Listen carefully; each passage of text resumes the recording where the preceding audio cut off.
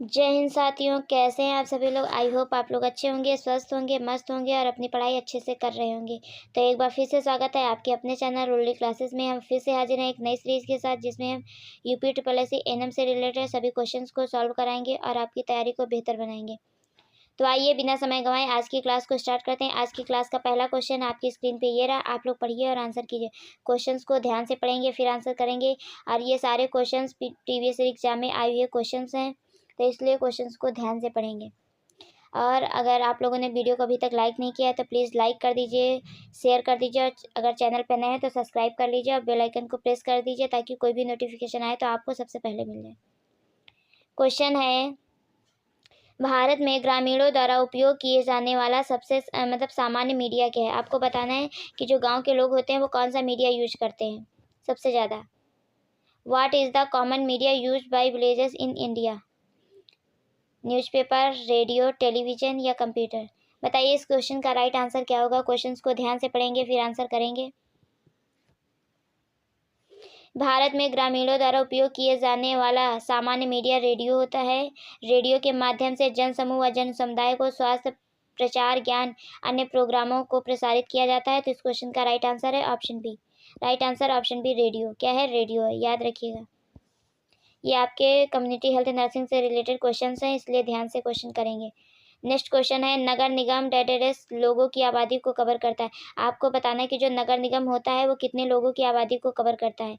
1,00,000, 50 से 80,000। Option C 80,000, option D है 2,00,000 से ऊपर। आपको बताना है कि जो नगर निगम होता है, नगर निगम को सिटी कॉरपोरेशन भी कहा जाता है या उसके नाम से भी जाना जाता है। यह 2,00,000 से ऊपर लोगों की आबादी को कवर करता है। जैसा कि हम जानते हैं, नगर पालिका को संविधान में 3 भागों में बांटा गया है: नगर पंचायत, नगर पालिका परिषद या नगर निगम। तो इस क्वेश्चन का राइट आंसर है option D. Right answer option D. ये जितने भी क्वेश्चंस हैं आपके एग्जाम के पॉइंट ऑफ व्यू से बहुत ही इंपॉर्टेंट रहने वाले हैं, तो आप ध्यान रखिएगा। नेक्स्ट क्वेश्चन आपकी स्क्रीन पे ये रहा, आप लोग पढ़िए और आंसर कीजिए।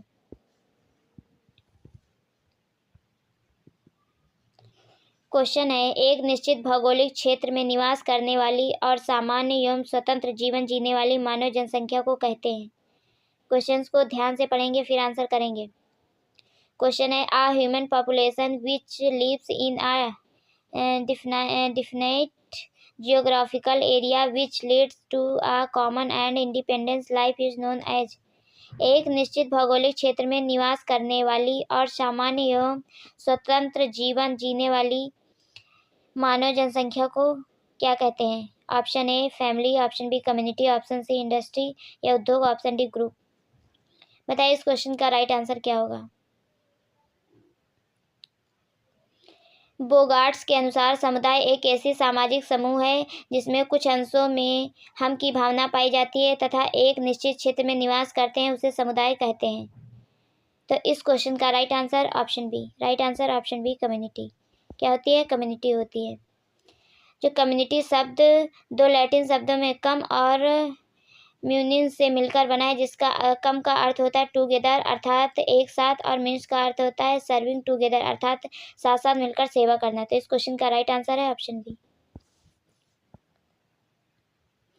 नेक्स्ट क्वेश्चन ये रहा, आप लोग पढ़िए और आंसर कीजिए। क्वेश्चन है, एनम का मुख्यालय गांव में रहना अनिवार्य था, इस आवश्यकता को द्वारा सख्ती से लागू किया गया।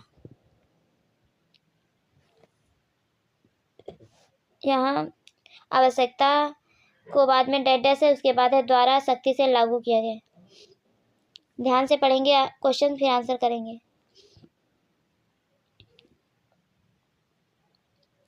ऑप्शन ए चिकित्सा अधीक्षक एवं जिला अधीक्षक, ऑप्शन बी ब्यूटी चिकित्सा अधिकारी एवं जिला अधिकारी, ऑप्शन सी चिकित्सकों, ऑप्शन डी चिकित्सा अधिकारी एवं जिला स्वास्थ्य अधिकारी।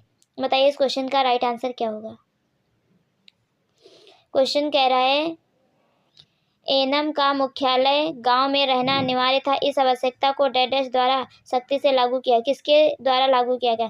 तो एनम का मुख्यालय गांव में रहना अनिवार्य था, इस आवश्यकता को चिकित्सा अधिकारी एवं जिला स्वास्थ्य अधिकारी द्वारा सख्ती से लागू किया गया। तो इस क्वेश्चन का राइट आंसर है option D, medical officer and district health officer. Right answer option D. Next question ये रहा, आप लोग पढ़िए और आंसर कीजिए। क्वेश्चन है, पीएससी स्तर पर स्वास्थ्य टीम का नेतृत्व कौन करता है? Who lead the health team at the PSC level? Option A medical officer incharge, option B male nurse grade second, option C sanitary inspector, option D nursing अधीक्षक। तो आपको बताना है कि जो पीएससी स्तर पर स्वास्थ्य टीम का नेतृत्व कौन करता है। इंपॉर्टेंट क्वेश्चन है ये, आपका UP NHM ANM 2022 second shift का फर्स्ट शिफ्ट का क्वेश्चन है। क्वेश्चंस को ध्यान से पढ़ेंगे फिर आंसर करेंगे। तो इस क्वेश्चन का राइट आंसर है option A. Right answer option A, medical officer incharge, चिकित्सा अधिकारी प्रभारी। राइट आंसर ऑप्शन ए। नेक्स्ट क्वेश्चन ये रहा, आप लोग पढ़िए और आंसर कीजिए। क्वेश्चन है, सामुदायिक स्वास्थ्य को किसके द्वारा प्राप्त किया जा सकता है? सामुदायिक स्वास्थ्य को किसके द्वारा प्राप्त किया जा सकता है? Option a safe environment and education, सुरक्षित पर्यावरण और शिक्षा से। ऑप्शन बी है अच्छी तरह से काम कर रही स्वास्थ्य प्रणाली और स्वास्थ्य के प्रति जिम्मेदारी स्थापित करने से। ऑप्शन सी संक्रामक और गैर संक्रामक रोगों के नियंत्रण से। ऑप्शन डी उपरोक्त सभी। बताइए इस क्वेश्चन का राइट आंसर क्या होगा। सामुदायिक स्वास्थ्य समाज के लोगों के एक समूह का लक्ष्य है कि वे अपने सदस्यों के स्वास्थ्य को बनाए रखें, उनकी रक्षा करें और उसे बेहतर बनाएं। सामुदायिक स्वास्थ्य को कई पहलों के माध्यम से प्राप्त किया जा सकता है। तो इस क्वेश्चन का राइट आंसर है option D all of above. Right answer option D. Next question आपकी स्क्रीन पे ये रहा, आप लोग पढ़िए और आंसर कीजिए। क्वेश्चन है, सार्वजनिक स्वास्थ्य नर्स ग्रामीण स्वास्थ्य मिडवाइफ की सुपरवाइजर है। निम्नलिखित में से कौन सा सार्वजनिक स्वास्थ्य नर्स का एक पर्यवेक्षी कार्य है? ऑप्शन ए मरीजों के मामले मिडवाइफ को संदर्भित करना या सौंपना। ऑप्शन बी मिडवाइफ को तकनीकी निर्देश मुहैया कराना। ऑप्शन सी मिडवाइफ द्वारा संदर्भित मामलों में नर्सिंग देखभाल उपलब्ध कराना। ऑप्शन डी मिडवाइफ के लिए प्रशिक्षण कार्यक्रम तैयार करना और उनका क्रियान्वयन करना। क्वेश्चंस को बहुत ध्यान से पढ़ेंगे फिर आंसर करेंगे। ये आपका उड़ीसा एएनएम 2023 का क्वेश्चन है, इसलिए आपको क्वेश्चंस को बहुत ध्यान से पढ़ना है फिर आंसर करना है। क्वेश्चन कह रहा है कि सार्वजनिक स्वास्थ्य नर्स ग्रामीण स्वास्थ्य मिडवाइफ या दाई की सुपरवाइजर है। निम्नलिखित में से कौन सा सार्वजनिक स्वास्थ्य नर्स को या नर्स का एक पर्यवेक्षी कार्य है? बताइए इस क्वेश्चन का राइट आंसर क्या होगा। इस क्वेश्चन का राइट आंसर है option B. Right answer option B, midwife को तकनीकी निर्देश मुहैया कराना। Right answer option B. Next question ये रहा, आप लोग पढ़िए और आंसर कीजिए। क्वेश्चंस को ध्यान से पढ़ेंगे फिर आंसर करेंगे। क्वेश्चन है, निम्नलिखित कथनों में से कौन सा कथन एक व्यक्ति परिवार समुदाय के लिए एक स्वास्थ्य नर्सिंग निदान और की सर्वश्रेष्ठ रूप से व्याख्या करता है? ऑप्शन ए एक उच्च स्तर के स्वास्थ्य कल्याण अवस्था तक संक्रमण की क्लिनिकल निर्णय या नैदानिक निर्णय। ऑप्शन बी यह नर्सिंग निर्णय की कुछ क्षेत्रों में कोई भी रोग विज्ञान जांच केंद्र उपलब्ध नहीं है। ऑप्शन सी यह निर्णय लेना कि कुछ क्षेत्रों में बीमारी से अधिक स्वास्थ्य परिवेश विद्यमान है। ऑप्शन डी यह कथन कि पारिवारिक शक्ति की चिकित्सीय हस्तक्षेप का प्रयोग कर सकते हैं। आपको बताना है कि इस क्वेश्चन का राइट आंसर क्या है और ये आपके स्टेटमेंट बेस्ड क्वेश्चन है, तो क्वेश्चंस को ध्यान से पढ़ेंगे। और ये भी क्वेश्चन आपका उड़ीसा एएनएम 2023 का क्वेश्चन है। निम्नलिखित कथनों में से कौन सा कथन एक व्यक्ति परिवार समुदाय के लिए एक स्वास्थ्य नर्सिंग निदान की सर्वश्रेष्ठ रूप से व्याख्या करता है, ये आपको फाइंड करना है। तो इस क्वेश्चन का राइट आंसर है ऑप्शन ए एक उच्च स्तर के स्वास्थ्य कल्याण अवस्था तक संक्रमण की क्लिनिकल निर्णय। राइट आंसर ऑप्शन ए। नेक्स्ट क्वेश्चन ये रहा, आप लोग पढ़िए और आंसर कीजिए। क्वेश्चन है, एक भौगोलिक क्षेत्र जिसमें आम हितों और आकांक्षाओं वाले लोग एक समूह के साथ रहते हैं और एक सामाजिक नेटवर्क का निर्माण करते हैं, उस क्षेत्र को किस रूप में जाना जाता है? क्वेश्चंस को ध्यान से पढ़ेंगे फिर आंसर करेंगे। क्वेश्चन कह रहा है, एक भौगोलिक क्षेत्र जिसमें आम हितों और आकांक्षाओं वाले लोग एक समूह के साथ रहते हैं और एक सामाजिक नेटवर्क का निर्माण करते हैं, उस क्षेत्र को किस रूप में जाना जाता है? ऑप्शन ए पारिस्थितिकी तंत्र। ऑप्शन बी समाज या सोसाइटी। ऑप्शन सी कम्युनिटी समुदाय। ऑप्शन डी पॉपुलेशन आबादी। बताइए इस क्वेश्चन का राइट आंसर क्या होगा। एक भौगोलिक क्षेत्र जिसमें आम हितों की आकांक्षाओं वाले लोग एक समूह के साथ रहते हैं और एक सामाजिक नेटवर्क का निर्माण करते हैं, उस क्षेत्र को समुदाय के रूप में जाना जाता है। समुदाय के प्रकार: व्यावसायिक समुदाय, शैक्षणिक समुदाय, संगठनात्मक समुदाय, आभासी समुदाय और पड़ोस समुदाय। तो इस क्वेश्चन का राइट आंसर है ऑप्शन सी। Right answer option C, community. Next question आपकी स्क्रीन पे ये रहा, आप लोग पढ़िए और आंसर कीजिए। क्वेश्चन है, निम्नलिखित में से कौन सा एक सामाजिक आर्थिक संकेत नहीं है? निम्नलिखित में से कौन सा एक सामाजिक आर्थिक संकेत नहीं है? Which one of the following is not a socio economic indicator? Option A literacy rate, option B family size, option C housing, option D life expectancy at birth, जन्म के समय जीवन प्रत्याशा। क्वेश्चन कह रहा है कि निम्नलिखित में से कौन सा एक सामाजिक आर्थिक संकेत नहीं है? नहीं फाइंड करना है तो इसको अंडरलाइन कर लेंगे, उसके बाद क्वेश्चन का आंसर देंगे। सामाजिक आर्थिक स्थिति एक जटिल अवधारणा है जिसमें शिक्षा, आय, समग्र वित्तीय सुरक्षा, व्यवसाय, रहने की स्थिति, संसाधन और समाज के भीतर लोगों को दिए जाने वाले अवसर शामिल होते हैं। इस क्वेश्चन का राइट आंसर है option D. Right answer option D, life expectancy at birth, जन्म के समय जीवन प्रत्याशा, यह सामाजिक आर्थिक का संकेत नहीं है। नेक्स्ट क्वेश्चन है, समाज की प्रमुख कार्यशील इकाई है। समाज की प्रमुख कार्यशील इकाई है। Option A individual, option B couple, option C family, option D community. समाज की प्रमुख कार्यशील इकाई है, आपको बताना है। The major functioning unit of society is. बताइए इस क्वेश्चन का राइट आंसर क्या होगा?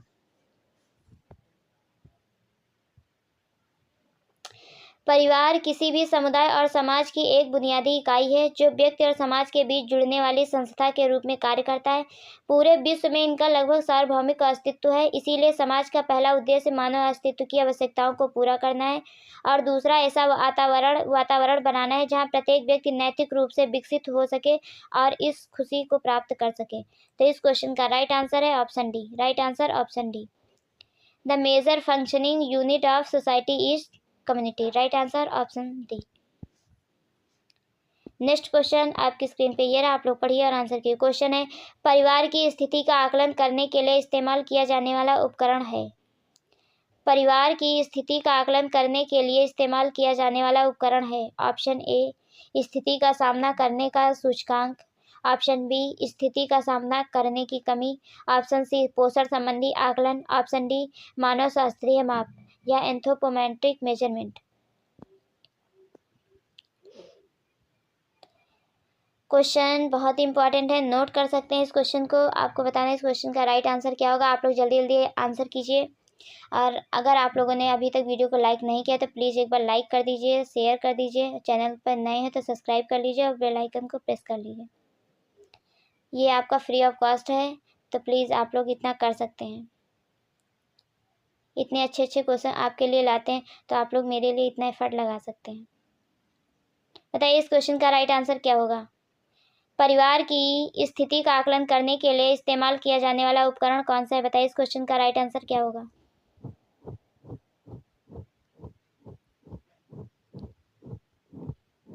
परिवार मूल्यांकन उपकरण परिवार को समझने का एक व्यवस्थित तरीका है तथा यह किसी व्यक्ति पर बीमारी के प्रभाव तथा परिवार में उसकी भूमिका का मूल्यांकन करने में सहायता करता है। अतः परिवार की स्थिति का आकलन करने के लिए स्थिति का सामना करने का सूचकांक में इस्तेमाल किया जाने वाला उपकरण है। तो इस क्वेश्चन का राइट आंसर है option A. Right answer option a, coupling index. Next question आपकी स्क्रीन पे ये रहा, आप लोग पढ़िए और आंसर कीजिए। यहाँ पे पीएससी है। प्रत्येक प्राथमिक स्वास्थ्य केंद्र के अंतर्गत आने वाले उपकेंद्रों की संख्या है। आपसे पूछा कि प्रत्येक प्राथमिक स्वास्थ्य केंद्र के अंतर्गत आने वाले उपकेंद्रों की संख्या है, बताना है आपको। The number of sub centre under each PSC is. Option A 1 से 2, ऑप्शन बी 3 से 5, ऑप्शन सी 6 से 8, ऑप्शन डी 9 से 10। बताइए इस क्वेश्चन का राइट आंसर क्या होगा।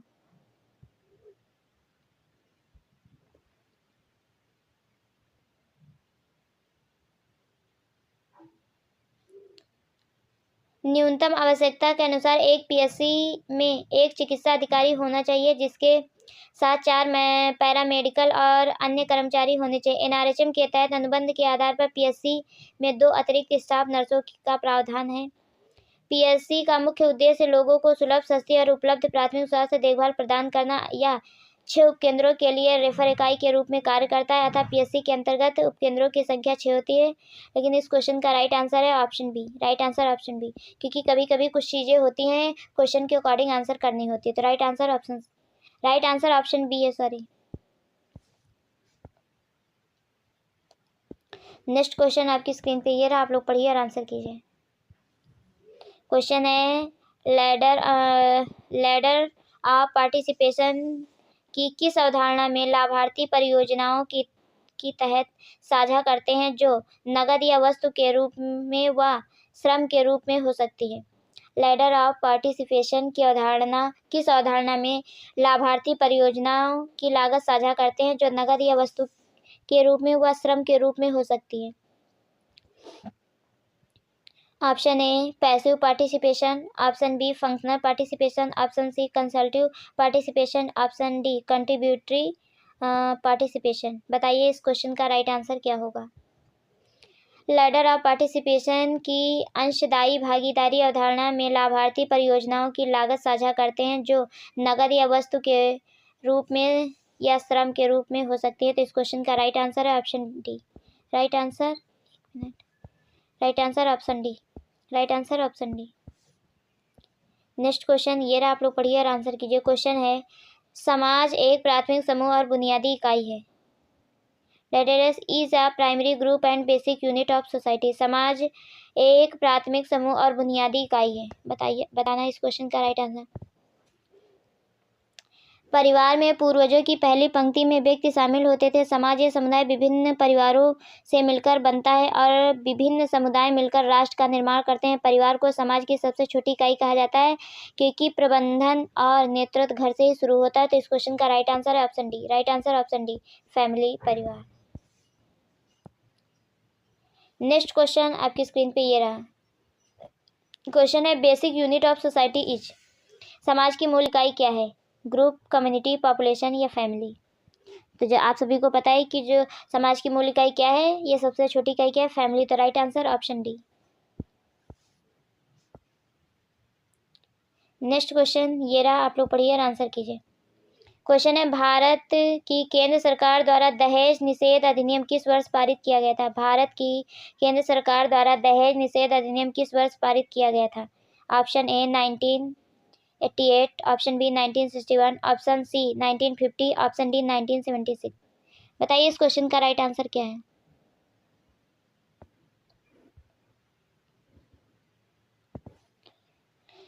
भारत की केंद्र सरकार द्वारा दहेज निषेध अधिनियम 1961 के अनुसार दहेज लेने, देने या इनके लेन देन में सहयोग करने पर 5 वर्ष की कैद और कुछ जुर्माने का प्रावधान किया गया है। इस अधिनियम के तहत 2 सेक्शन है, सेक्शन 3 और सेक्शन 4। सेक्शन 3 के तहत दहेज लेना और देना दोनों अपराध हैं। तो इस क्वेश्चन का राइट आंसर है option B. Right answer option B. Next question आपकी स्क्रीन पे ये रहे, आप लोग पढ़िए और आंसर कीजिए। 1 minute.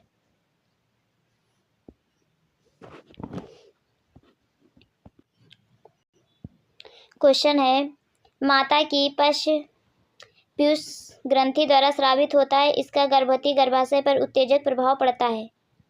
Option a thyroxine, option b insulin, option C oxytocin, option d अधिवक्र स्त्राव या एड्रिनल सिक्रेशन। बताइए इस क्वेश्चन का राइट आंसर क्या होगा। Diabetes is secreted by the posterior pituitary gland of the mother. It has a stimulating effect on the pregnant uterus. बताइए इस क्वेश्चन का राइट आंसर क्या होगा। ये आपका बिहार एएनएम 2024 सेकेंड शिफ्ट का क्वेश्चन है। ऑक्सीटोसिन हाइपोथैलेमिक हार्मोन जो पल्स या पोस्टीरियर पिट्यूटरी ग्लैंड से स्रावित होता है तथा प्रसव के दौरान गर्भाशय के संकुचन और स्तनपान के दौरान मिल्क के निष्कासन तथा लगाव की भावना को उत्तेजित करने में महत्वपूर्ण होता है। तो इस क्वेश्चन का राइट आंसर है ऑप्शन सी। राइट आंसर ऑप्शन सी ऑक्सीटोसिन। नेक्स्ट क्वेश्चन आपकी स्क्रीन पे ये रहा, आप लोग पढ़िए और आंसर कीजिए। क्वेश्चंस को ध्यान से पढ़ेंगे फिर आंसर करेंगे। क्वेश्चन है, शिशु के सिर के बाहर आने के पश्चात नर्स की तत्काल दायित्व है, क्या दायित्व है? शिशु के सिर के बाहर आने के पश्चात नर्स की तत्काल दायित्व है, क्या है? Option a wipe the eyes, शिशु की नेत्रों को पोंछना। Option b clean the face, शिशु के चेहरे को साफ करना। Option d c wipe mucus from mouth, मुंह से म्यूकस को पोंछना। Option d wipe mucus from nose, शिशु की नाक से बलगम साफ करना। बताइए इस क्वेश्चन का राइट आंसर क्या होगा? शिशु के सिर के बाहर आने के पश्चात नर्स का तत्काल दायित्व क्या होता है? वाइप म्यूकस फ्रॉम माउथ, मुंह से म्यूकस को पोंछना। राइट आंसर ऑप्शन सी, right answer option c. Next question आपकी स्क्रीन पे ये रहा, आप लोग पढ़िए और आंसर कीजिए। क्वेश्चंस को ध्यान से पढ़ेंगे फिर आंसर करेंगे। प्रसव पीड़ा का द्वितीय चरण प्रारंभ होता है। The second stage of labour start at fully dilation of cervix and birth of baby, गर्भाशय ग्रीवा का पूर्ण फैलाव और शिशु के जन्म पर। ऑप्शन बी प्लेसेंटा टूटने पर। Option C closure of cervix, गर्भाशय ग्रीवा के बंद होने के समय। Option D none of these. बताइए इस क्वेश्चन का राइट आंसर क्या होगा? क्वेश्चन कह रहा है कि प्रसव पीड़ा का द्वितीय चरण कब प्रारंभ होता है या सेकेंड स्टेज ऑफ लेबर कब स्टार्ट होता है? The fully dilation of cervix and birth of baby. तो right answer option A, right answer option a. First stage of labour को डायलेशन स्टेज कहते हैं, सेकेंड स्टेज ऑफ लेबर को expulsion stage कहते हैं, ये इसमें बेबी डिलीवर होता है। थर्ड स्टेज ऑफ लेबर को प्लेसेंटल स्टेज कहते हैं और फोर्थ स्टेज ऑफ लेबर को ऑब्जर्वेशनल स्टेज कहते हैं, याद रखिएगा। राइट आंसर ऑप्शन ए। नेक्स्ट क्वेश्चन आपकी स्क्रीन पे ये रहा, आप लोग पढ़िए और आंसर कीजिए। क्वेश्चन है, निम्न में से कौन सा HIV ग्रस्त गर्भवती महिला के लिए नहीं किया जाना चाहिए? अगर महिला HIV ग्रस्त है तो नहीं किया जाना, क्या नहीं करना चाहिए? बताइए इस क्वेश्चन का राइट आंसर क्या होगा? जल्दी जल्दी आंसर कीजिए। HIV से पीड़ित गर्भवती महिला में सामान्य प्रसव नहीं किया जाना चाहिए क्योंकि गर्भावस्था के दौरान HIV प्लेसेंटा से होकर भ्रूण को संक्रमित कर सकता है। प्रसव के दौरान बच्चा महिला के रक्त और अन्य तरल पदार्थों से वायरस के संपर्क में आ सकता है।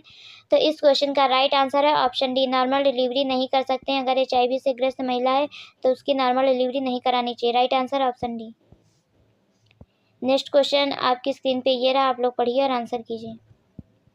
क्वेश्चन है, गर्भावस्था के दौरान बर्फ, मिट्टी, साबुन, कोयला, स्टार्च जैसे पदार्थों की लगातार लालसा और बाध्यकारी खपत को कहा जाता है। Option a ptyalism, option B pica, option c morning sickness, option d heartburn. गर्भावस्था के दौरान बर्फ, मिट्टी, साबुन, कोयला, स्टार्च जैसे पदार्थों की लगातार लालसा और बाध्यकारी खपत को कहा जाता है। पाइका एक खाने का विकार है, डिसऑर्डर है। यह ज़्यादातर प्रेगनेंसी वाली महिलाओं में देखा जाता है जिसमें व्यक्ति ऐसी चीज़ें खाता है जिन्हें आमतौर पर भोजन में नहीं माना जाता है। यह माँ और बच्चे दोनों के लिए नुकसानदायक होता है। ज़्यादा मिट्टी, बर्फ, साबुन, कोयला, स्टार्च जैसे पदार्थों को खाने से गर्भवती बीमार पड़ सकती है। इसके परिणाम अनीमिया और पाचन संबंधी जैसी बीमारियां हो सकती है। तो इस क्वेश्चन का राइट आंसर है option B pica, pica. Right answer, ये डिसऑर्डर है। नेक्स्ट क्वेश्चन आपकी स्क्रीन पे ये रहा, आप लोग पढ़िए और आंसर कीजिए। क्वेश्चन है, गाल, माथे और आंखों के आसपास रंजकता का एक चरम रूप जो प्रसव के बाद अपने आप गायब हो जाता है उसे पिगमेंटेशन कहते हैं। क्या कहते हैं उसे? कौन सा पिगमेंटेशन कहते हैं? ऑप्शन ए खिंचाव के निशान, option b chloasma gravidarum, option c Montgomery tubercles, option c linea nigra. क्या कहते हैं? बताइए इस क्वेश्चन का राइट आंसर क्या है? क्लोज्मा या मेलाज्मा हाइपर पिगमेंटेशन है जो आमतौर पर चेहरे पर दिखाई देता है या त्वचा पर ऐसे धब्बे या पैच बनाता है जो व्यक्ति की प्राकृतिक त्वचा की टोन से गहरे होते हैं। क्लोज्मा हार्मोन से जुड़ा हो सकता है और गर्भावस्था या मौखिक गर्भ निरोधक के उपयोग से हो सकता है। गाल, माथे और आंखों के आसपास रंजकता का एक चरम रूप जो प्रसव के बाद गायब हो जाता है उसे क्लोज्मा ग्रेविडारम कहते हैं। इस क्वेश्चन का राइट आंसर है option B. Right answer option B. Next question आपकी स्क्रीन पे ये रहा, पढ़िए और आंसर कीजिए। क्वेश्चन है, गर्भाशय ग्रीवा का स्पष्ट नरम होना जो गर्भाशय के 6 सप्ताह की शुरुआत में ही स्पष्ट हो जाता है उसे क्या कहते हैं? ऑप्शन ए Goodell sign, option b Chadwick sign, option c Palmer sign, option d Osiander sign. बताइए इस क्वेश्चन का राइट आंसर क्या है? गर्भाशय ग्रीवा का स्पष्ट नरम होना जो गर्भावस्था के 6 सप्ताह की शुरुआत में ही स्पष्ट हो जाता है उसे क्या कहा जाता है? बताइए इस क्वेश्चन का राइट आंसर क्या है? गर्भावस्था के शुरुआती दौर में गर्भाशय ग्रीवा का नरम होना गुडेल साइन कहलाता है। यह गर्भावस्था का एक नैदानिक संकेत है। गर्भावस्था के पहले 4 से 8 हफ्तों के बीच यह लक्षण दिखाई देता है। तो इस क्वेश्चन का राइट आंसर है ऑप्शन ए। राइट आंसर ऑप्शन ए गुडेल साइन। नेक्स्ट क्वेश्चन है, नवजात पुनर्जीवन में नवजात शिशु के लिए सही संपीड़न वेंटिलेशन अनुपात है। In neonatal resuscitation, the correct compression ventilation ratio for the newborn is option A 5:1, option B 3:1, option C 2:1, option D 3:2। बताइए इस क्वेश्चन का राइट आंसर क्या होगा? जल्दी जल्दी आंसर कीजिए आप लोग। तो इस क्वेश्चन का राइट आंसर है option B. Right answer option B 3:1। Next question है, ये आप लोग पढ़िए और आंसर। क्वेश्चन है, भ्रूण का गर्भाशय के निचले ध्रुव में धंसना कहलाता है। भ्रूण का गर्भाशय के निचले ध्रुव में धंसना कहलाता है। प्रसव, डिस्टोसिया, लाइटनिंग या क्विकनिंग?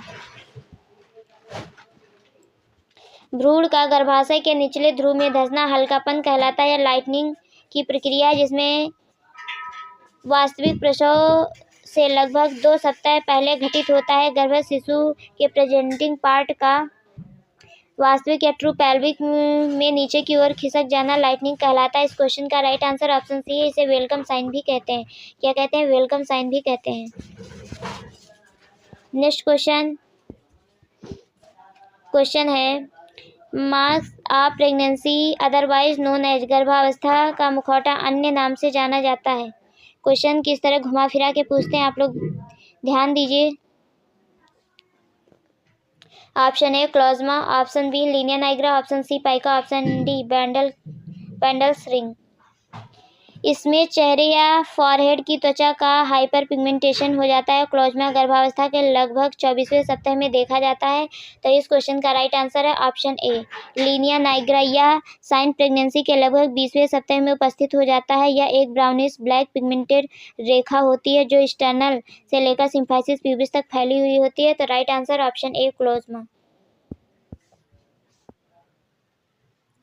नेक्स्ट क्वेश्चन ये रहा, आप लोग पढ़िए और आंसर कीजिए।